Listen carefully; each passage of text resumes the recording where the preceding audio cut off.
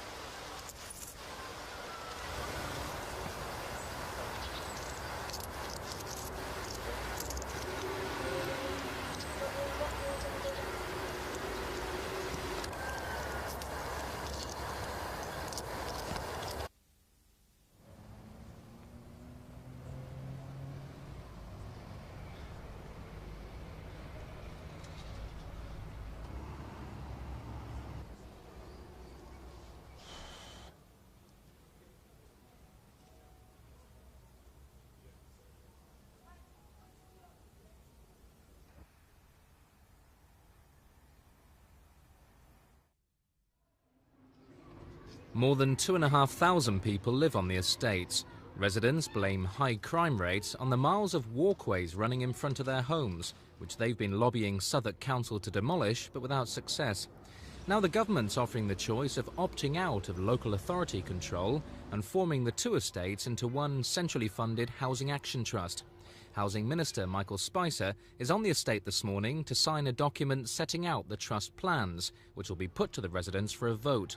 But the council's against the idea, saying the document isn't legally binding on the government, so there are no guarantees that proposals agreed by tenants won't be changed.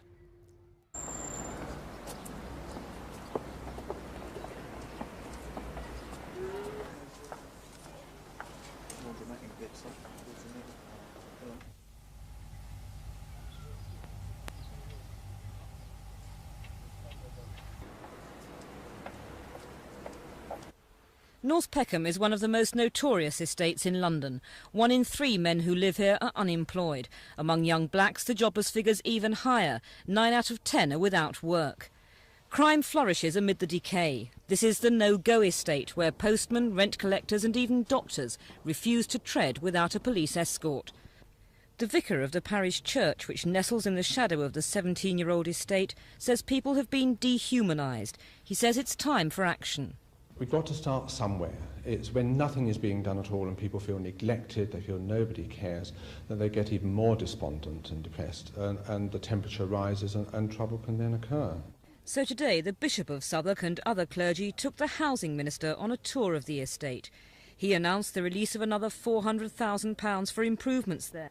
But all sides concede money alone isn't enough. Whatever the reasons why we didn't get it right in the first place, and we didn't, and the design, for instance, of these estates is pretty awful, as we now know, you'll have to spend money putting it right. But it isn't the only thing. The trouble with these estates is they're so big, the thing's gone out of control.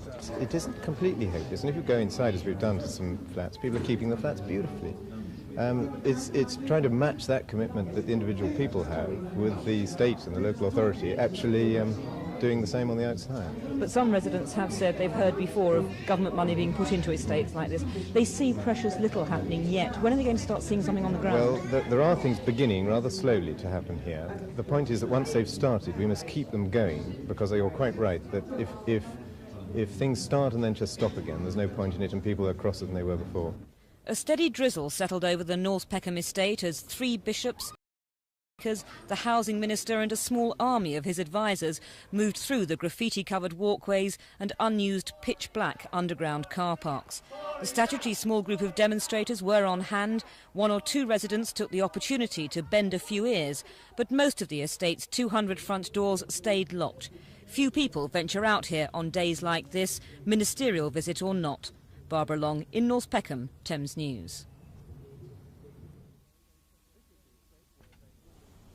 This is the estate where Bengalis say they suffer daily physical and verbal abuse. They were moved here in February from council accommodation for the homeless. They say the choice was simple: move here away from the main Bengali community in the west of the borough or end up on the streets. These men and their families have all been attacked. Nazarbath Ali has been punched and kicked and hit with pieces of wood and piping. 3 people have needed hospital treatment. Tohir Ali won't venture out after 4 o'clock.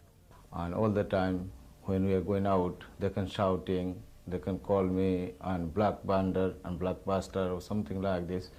And they can call all the time, it's Paki, Paki, get out, go away from there, why you should come here. Then they can shouting like this all the time. Have you been attacked? 3 times we can be attacked. One time I can go into the Nimel house. Then we are just getting the corridor, and I am behind of them. This piece of wood coming to this my shoulder. Then after my shoulder going to this one man, his name is Idris Ali, his nose, and he's get blood out from this his nose. Police have responded with a constant patrol of the estate. Some of the incidents have and are being investigated, but community workers think the only way to protect the families is to move them out. It really is a matter of time, only a matter of time, till one of the injuries is fatal and someone sustains either a very severe injury or dies. In that sense, it is fair to say that it is a matter of life and death that these families are transferred out of that very hostile environment. But your only solution is to move the families out. Isn't that giving in to racism?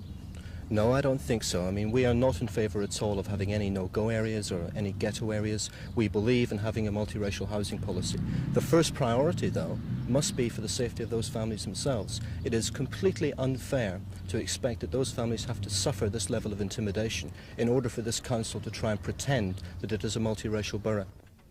The council say that so far they've tried to tackle the problem on the ground. They've sent letters to everyone on the estate reminding them of their obligations not to harass fellow tenants. Tonight, though, under growing pressure, the Housing Committee have agreed to meet a deputation of Asians. One plan being considered is to nominate them for transfer to housing association flats in the west of the borough. John Andrew, Thames News.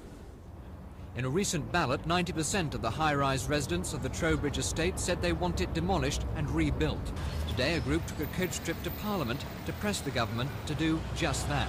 They say the 17-year-old estate is a slum, soaking wet and falling apart. When you have a heavy rainstorm, the water starts coming through the windows, so naturally we've had to drill a hole and put string, which leads into a bottle, which collects the water, and it runs down the string and goes into the bottle. And if you're lucky, you can change it maybe once every 2 days. But if it's really bad, we have to change it every day.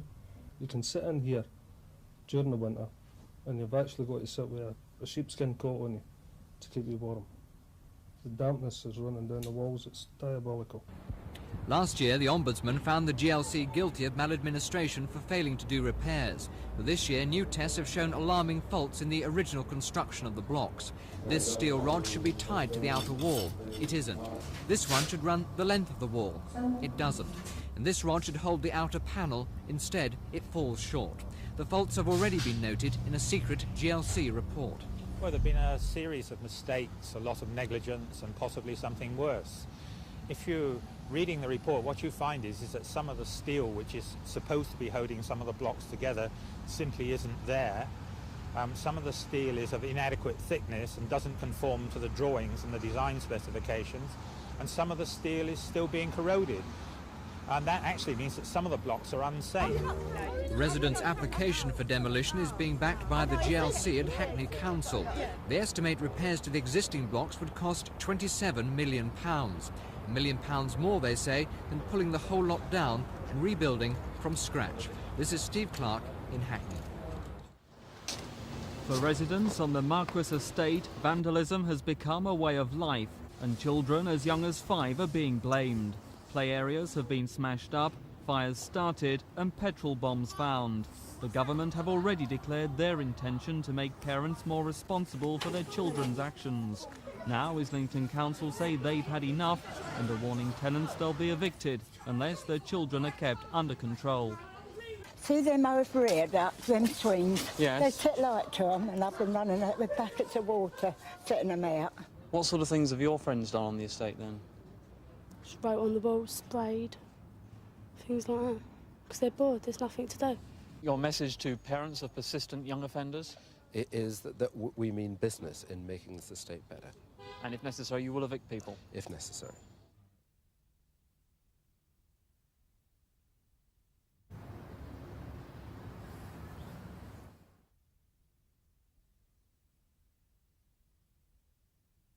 And if necessary, you will evict people? If necessary. Other councils in the region say they're prepared to follow Islington's lead if necessary. Sidney Godley House on the Digby Estate in Bethnal Green. Built in 1936, it comprises 73 flats. 2 years ago, Tower Hamlets Council spent £1 million renovating 40 of them. After that, the money ran out, leaving another 33 flats standing empty and derelict. But councillors in the Alliance-controlled borough are sceptical that the White Paper proposals will solve the housing problem for local people. They fear it could make it worse. If the tenants would have to pay for any improvements that were done, rather than them being directed via the borough, then they would see massive rent rises for themselves of perhaps £5, £10, £15 a week. And as a result, it may be that the actual people who live at the present may be pushed out of the area because they simply could not afford to pay for it. On the Digby Estate this afternoon, the government's plans met with a mixed reception. Well, anybody that'll do the place up like and finish, the mess that we have here, it's like a dump like it last 3 years looking out the window like, And you've got old tramps going in and out of buildings and that, drinking wine. And all that. You're not frightened about rents going up if the estates are improved? I'm not really worried about that, like. Social pay my rent now, but like, I don't pay nothing, but I don't know what would happen, do you know what I mean, if I had to pay rent out of my money, because I don't get a lot a week. Bethnal Green residents say they don't mind if the yuppies move in, as long as they aren't forced out into even worse inner-city ghettos. Alina Kerkuch in Bethnal Green for Thames News. The Waterlow Estate in Bethnal Green formerly belonged to the Armstrong-Jones family. At the turn of the century when it was built, it was an address cherished by those who lived there. Now, showing signs of age and neglect, the tenants are still proud of the area, or at least they were until the scaffolding arrived. There are several miles of piping around the flats. The good news is that it's meant to stop bits of falling masonry dropping on the local populace. The bad news is that as the council can't afford to repair the buildings, the scaffolding could well be there forever. The residents appreciate the council's concern for their safety, but they say they don't want to live in a state of siege for the next 10 or 20 years. The council 10 years ago modernised the buildings by installing bathrooms and hot water. The residents now want to know why that investment should be wasted by not repairing the buildings. It can't be right. Next year they'll be putting up the rates and the rent, £2 or £3, and they're not doing nothing about them. That's right. I mean, we're living in bloody squalor here now. Yeah. What's that? It can't be right. These people on the ground floor got to have their lights on all day because they can't. There's no light getting into the place. Yeah. Estimates for 2 of the blocks are in the region of £3.5 million, and Tower Hamlets Council says they just haven't got the money. In the meantime, the scaffolding is costing the council £148,000, and there's no sign of an early settlement for the tenants. The scaffolding, in fact, has been hired for a minimum of 2 years. Colin Baker, Bethnal Green. The tenants in this flat began complaining 6 weeks ago. There's extensive damp in the bathroom, and now they're without hot water or heating. And they're not alone. The complaints office, set up and run by the Tenants Association, had 4 similar complaints today and are expecting to be deluged by tonight as temperatures plummet. Since they took over the operation last Wednesday, they've had over 100 complaints from tenants, all of them, they say, urgent. And while they sympathise with the council workers who were threatened and even attacked on the estate, they're insisting on a better service. It's not the staff's fault. We can understand them being at risk. It's not our fault, but we don't see why the tenants should suffer. So what we're saying is if you can't do it, we'll show you how. What do you think of the service you've been getting from the council? Services are absolutely dreadful. What must be added is that the position of our Tenants Association is that we support the council in terms of its fight with government on cutbacks in housing investment programme money and on rate capping. But on the other hand, we tell our council, pull your socks up with the resources you've got now and make sure they're used in the best way. And that means more people on the ground, less highly paid directors and less paper empires. There are nearly 1,000 flats on the estate, and the Complaints Office handles another 600 from nearby. The council agree not enough is being done and blame government spending cuts and violence. During the last few weeks, members of staff throughout the borough and in Stockwell Park in particular have suffered very violent attacks. A woman member of staff was threatened with rape. We've had knife attacks, and Stockwell Park Estate, we had somebody threatened a member of staff with a broken bottle. Obviously that's totally unacceptable, and as the offices are totally unsatisfactory, they're only flats on estates, they don't provide any protection, they don't cover the Health and Safety at Work Act. We couldn't support the staff being put at that sort of risk again, or indeed the tenants who might be waiting in the waiting rooms when this sort of incident happens. The council say they'll soon be opening a new, more suitable office on the estate, but the tenants reckon that if they don't get better service, they'll take legal action and take the place over themselves. Tricia Ingram's Thames News. Barking and Dagenham Council installed new heating on the Thames View estate 2 years ago. Since then, there have been 3 junction box fires, and it's generally believed that existing wiring just can't cope with the new system. The council say the London Electricity Board should pay to put things right. The LEB retort that their responsibility stops where wiring enters the buildings. Meanwhile, for tenants, sparks continue to fly. I come down the stairs and I heard some crackling popping from my front door. So I opened my front door, and this cupboard here was all in flames, and the smoke was coming out of here, and the flames was hitting this glass. So my next door neighbour phoned for the fire brigade, and they come down, broke this lock off, and when they opened it, they put this white powder over the fire. And then about an hour later, the LEB come down with the council, and they turned around and said what it was, that the cables wasn't enough power to go through the storage heaters, because they switched on at 12 o'clock at night, and a sudden boost, the junction box couldn't take the power. Just how worried are tenants about the fire risk then? Well, they're worried all the time now because it could happen again. But it's not just the fire risk which angers tenants. They say the fault means their heating only works half the time, but they still have to pay for it. Tonight, though, there is hope. Neither the LEB nor the council want to comment because negotiations over who pays the bill are, it seems, at a delicate but optimistic stage. Paul Asman in Barking. As Repton Court in Hackney was going up, Ronan Point fell down. Repton and its neighbours were strengthened as a result, but the council now believes more safety work is necessary to ensure the tenants' safety, and they've banned the use of bottled gas to reduce the risk of explosion. Can I say and stress yet again that there is no danger to those blocks collapsing, providing people do not use gas within those blocks. The tenants aren't convinced. They say the council's investigations don't take fire into account, and they see daily evidence of deterioration, like a crack which travels right down one wall from the 16th floor to the 3rd floor, damp and flooding near power points, and these chunks of concrete that broke away from the building. They actually fell off the balconies. We don't know how high they came, but they just dropped off. The technical term for it is spalling, where concrete falls off because metal pieces that hold them on just corrode. And these could drop off any time, at any rate, and they could hit people. So are you suggesting that we invite other tenants' associations with the same tower blocks? The tenants are gathering strength to campaign for evacuation and demolition. Ideally, we've gone round the tenants. They would like demolition, because now the problems have just accumulated so much. The only thing they can see is demolition to get rid of all the problems, and it would be cheaper. It's more economically viable in the long run for the council to do that, but it's actually persuading the council to do it, to demolish.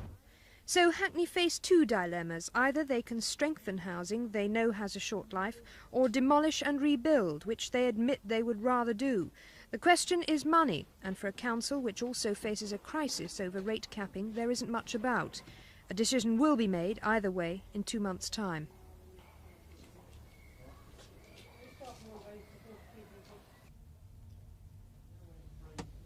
Clapton Park is a collection of tower blocks and council houses. They were built in the early 70s to provide new homes. Today they're in urgent need of repair and have become virtual prisons for many people. There is a great deal of vandalism around. It's basically people have got nothing to do during the day, they just smash up things. But the main problem isn't actual vandalism, it is crime. There is a high rate of burglaries. This year, 1 in 4 people will be burgled on the estate, mainly in the high-rise, but it's a problem that affects the whole area. We've been broken into 3 times, and the last occasion was 2 weeks ago. I mean, when you think you're going to get broke into, if they just took the stuff, fine, but they actually ransacked the flats. Crime and rioting have particularly affected the many single parents on the estate, people like Cheryl Dubois and her 4 children. She's been making clothes for a kids' fashion show she's organised for next month. It's a start, but more now needs to be done. Well, one of the things we hope to do is to go to the Inner City Partnership for more money, but it will also require concentrating our existing resources more effectively, even looking at little things like the repairs and maintenance service, which often leaves much to be desired. In what ways can conditions on the estate be improved? I'd like to see the money spent on a more secure physical environment and better provision for young people, constructive things for them to do. Half the estate are under 25 and unemployed. This makeshift pool hall is the only place many of them have to go. Hackney Council have now set up an advisory group, but they also want £400,000 of inner city aid for repairs and improvements. They point out that more people live in Clapton Park than the Falkland Islands, but so far no government money has been spent here. Nigel Roberts in Hackney for Thames News. 5 people died after a gas explosion caused the partial collapse of Ronan Point 16 years ago.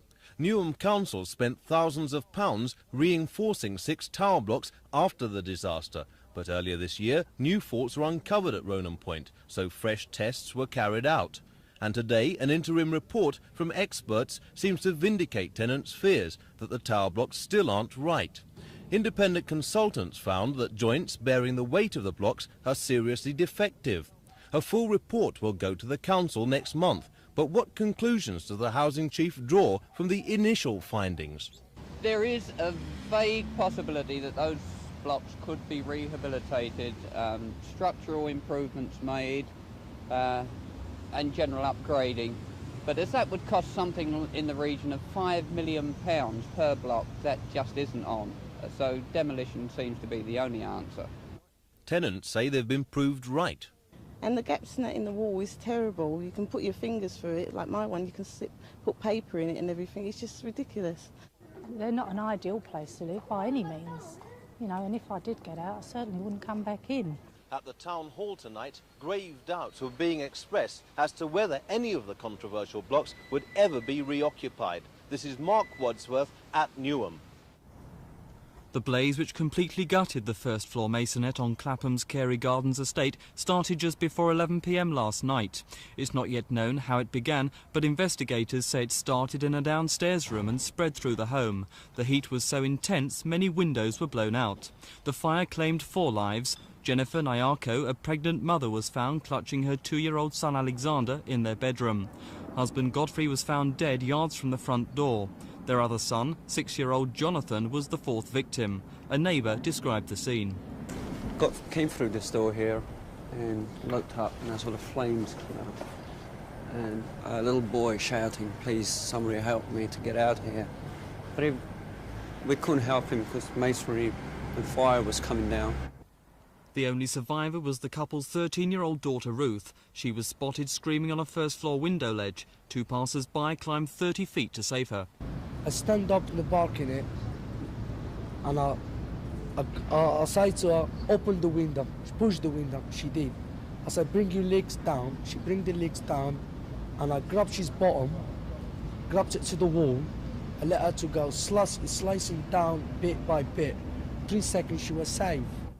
Roofer Barry Graham, who also helped in the rescue, was praised by the fire brigade for his bravery. Tonight, the fire brigade say they're convinced last night's blaze was an accident. This is Mike Pearce in Clapham for Thames News. Problems began on the Doddington estate as soon as the first tenants moved in 12 years ago. Its completion came at a time doubts about high-rise living began. Unemployment among almost a quarter of the 3,000 people resident here has been made worse by the conditions. Many vehicles were actually burnt. People had parked in the underground car parks, and obviously people then decided that they could no longer use the facilities being provided, and this then led to further acts of vandalism.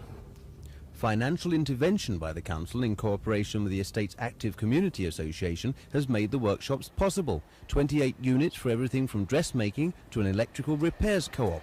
It'll give some of the borough's jobless new hope in their specialist fields. Hi-fi, TV, radio repairs really, and hopefully we try to get into sort of more sophisticated things like computering if we can.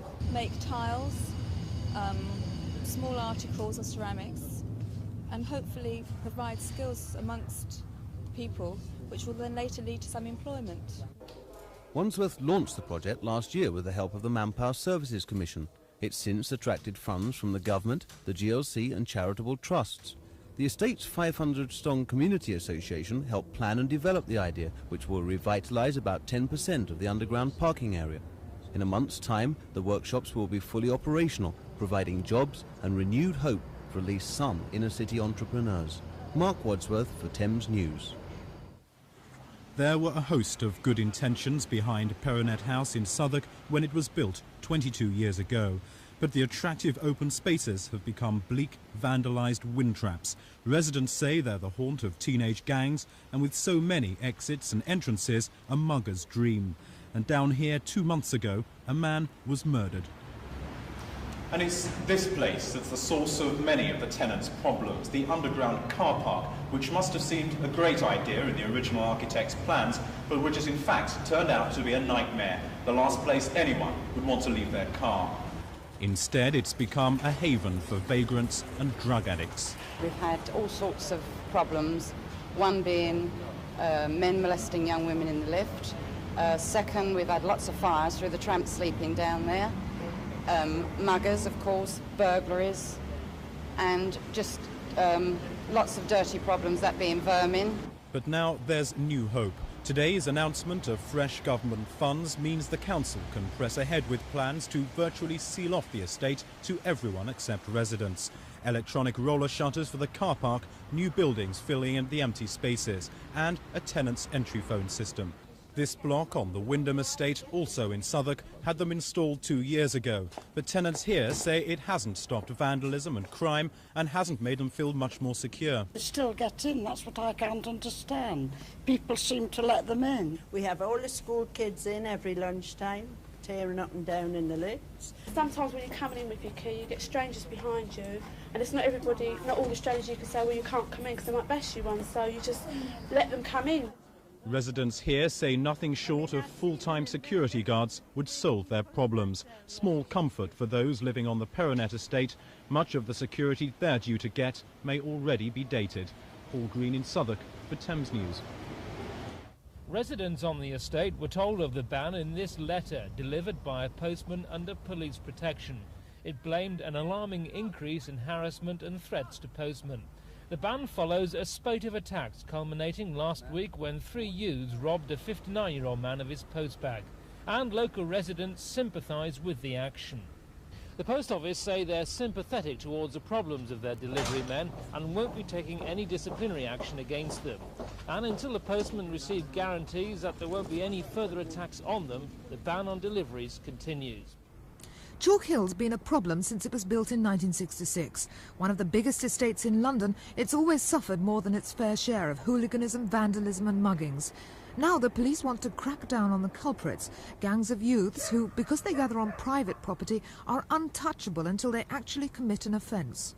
If we could deal with people who are loitering about in small groups, move them on as we can on a normal public road, then we feel that we might be able to stop the problem right at its root. If the estate walkways and stairways were designated as public places, as public roads, then we would then be able to apply the normal legislation which deals with obstruction. The police solution doesn't enthrall the tenants. They prefer Brent Council's answer, a £3.5 million enclosure scheme for the walkways. It was started by the previous Labour administration, and about 10% of them have already been done. Each walkway is covered and fitted with entry phones to keep out unwanted intruders. Those people who live on the closed-in walkways will today say the vast majority of them is the best thing that has happened to them since sliced bread. They wouldn't change it for anything. The enclosure scheme is being continued despite the cost by Brent's new Tory controllers. They say that only if the crime rate continues to soar after the walkways are finished will they consider making Chalk Hill's garden paths into public highways. Rita Carter in Wembley for Thames News. Among the 5,500 people on the Teviot Estate at Kidbrooke are 20 children living in a twilight world in the underground car parks. Youth workers discovered them sleeping rough, most of them abandoned by their families. They'd rather be here than in care. Some have been sleeping in rubbish chutes. A girl was in a drainage pipe. One small boy was keeping warm among heating pipe ducts. It's quite frightening. I wouldn't like to stay down here at night. You know, they're so unprotected. Anyone can come in through one of 3 entrances. It could be got at. Greenwich Council want to spend £35 million on the estate and knock some of these garages down, but because of the fate of the GLC, there's no certainty they'll get the money. Ever since the Willow Tree Estate was completed 18 months ago, residents have been complaining that the soil is poisoned. At first it appeared to be a horticultural problem. Flowers and grass simply refused to grow in places, as Mr Malcolm Rhodes discovered after spending £70 on turf for this, his back lawn. 8 weeks afterwards it started going patchy, and 2 weeks after that it was completely gone. And you're still at a loss to discover why? Yes. But then residents, particularly children, began to contract diarrhoea and other stomach upsets, while some, like Mr Dennis Winter, developed a strange rash. Well, yeah, I just started tending the garden in the summer and plants and whatnot, and I developed this rash on my arm. And I've been to the doctor and she's going to refer me to a skin specialist. She has no idea what's caused it? No, at first we thought it was the sun, and I was allergic to the sun, which is ridiculous because I've been out in the sun for 25 years as a lorry driver and out in all weathers, so this is flared up. But it's only since I moved here. For 18-month-old Katrina Brooker, it's been a particularly painful experience. Her face still bears traces of a livid skin disorder. Well, she got a bad rash all over her body and her face come up really bad, and it's been like it for 8 months. I took her to the doctor and the doctor just said it's heat rash and eczema on her face, which is quite a coincidence that everyone's got the same. In August, Ealing Council's health officer wrote to some families saying that preliminary tests indicated that the soil was indeed polluted and warned them to avoid contact with it.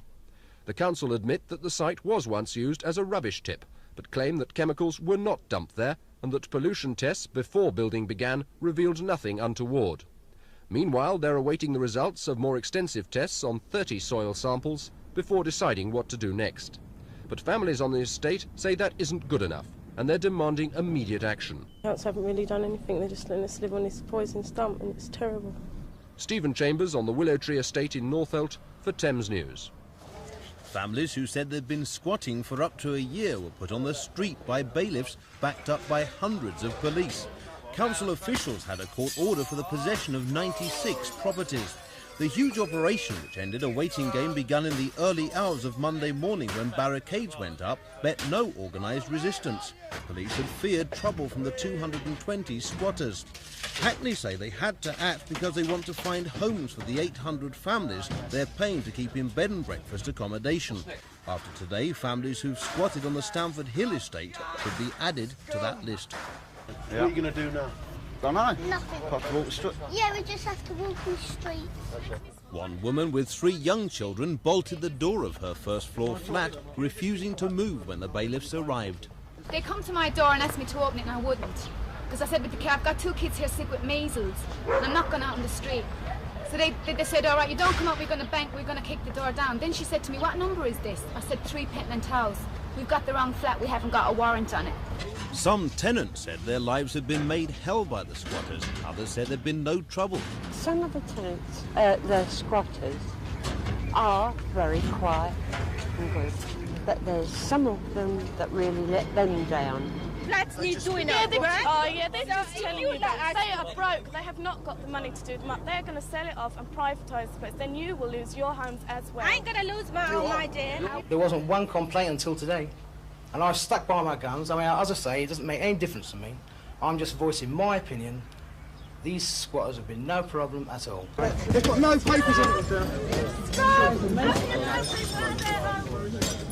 Squatters complained about what they said was an excessive show of force against those who were evicted. They haven't been liking what's going on, but they haven't been resisting with violence. So there are no smoke bombs? There's no smoke bombs, there's no petrol bombs, there's no kind of bombs, there's no violence involved. People are there's just no way we moving win. on. Look how many police there are here, man.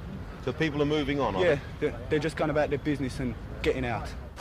Hackney Council's ruling Labour group has been split by the decision to go for mass evictions with bailiffs and police. But tonight the leadership were taking a hard line, saying only about 20 of the 200 people made homeless by the operation would be rehoused. Mark Wadsworth, Thames News. It's become the most infamous council estate in Britain, but even before the 1985 riot, Broadwater Farm was well known locally as a dumping ground for problem families. Great efforts were being made to change its image, but since the riot, much that's positive has passed unnoticed. Until recently, some of these men were long-term unemployed and with the stigma of coming from Broadwater Farm unemployable. Now they have jobs and fresh hope, working on a fire prevention contract worth £150,000. It's a permanent job. It's a permanent job. And we are encouraging them to take up a trade. You see, the council is prepared to train them and to give them whatever they ask for. Almost 50 new jobs have been created for local residents on council and private projects ranging from damp prevention to window replacement. The Broadwater Farm Youth Association Co-op can be given the credit. They pressured the council to ensure firms who won improvement contracts employed local people. Some people were unable to get work because of age, because of their race, because they lived on Broadwater Farm Estate. So for all those reasons, people actually couldn't get work. So we had to try as best as we possible to actually then take a mix of people, old, young, long-term unemployed, inexperienced people. Money flowed into the estate even before the riot, but since then it's poured in. More than £500,000 from the government, thousands more from Haringey Council. But now the residents have, through their 3 main organisations, won enormous control over how the funds are spent. Unlike their colleagues who designed the estate originally, these architects don't operate in an ivory tower. Based in a disused flat, their designs are not the result of what they'd like to see, but what the residents want. Extensive surveys were carried out. These employed local people, but they also ensured plans were linked to people's hopes and needs. This ambitious community centre is one proposal. Plans for new gardens and landscaping have also emerged. Other projects are much more advanced. This new mosaic is well underway. Elsewhere, another artist plans a 30-foot mural. But despite the positive signs, the events of 1985 are still having a negative impact, particularly on the very young. Generally speaking, it's an increase in stress, if you like, social stress. We felt when we first came on here that there was an increase in problems to do with domestic violence. Children were particularly affected. For the first, until the following Christmas, from October '85, I think that the actual police occupation of the estate actually caused a lot of pressure and a lot of tension, and it manifested itself in the behaviour of children. Children were behaving in certain types of problematic ways, in difficult ways. Outwardly, life goes on as normal, and the policing is now light. There are many good omens, but few people prepared to say categorically it couldn't happen again. See, there's a question here of simply of justice. You can create employment, okay? You can create all you want, but unless people have justice to go with it, then you're nowhere near to achieving that kind of harmony and stability, you know, that's actually needed. Do you think another riot could happen then? No, unless they send in somebody to come and start that riot.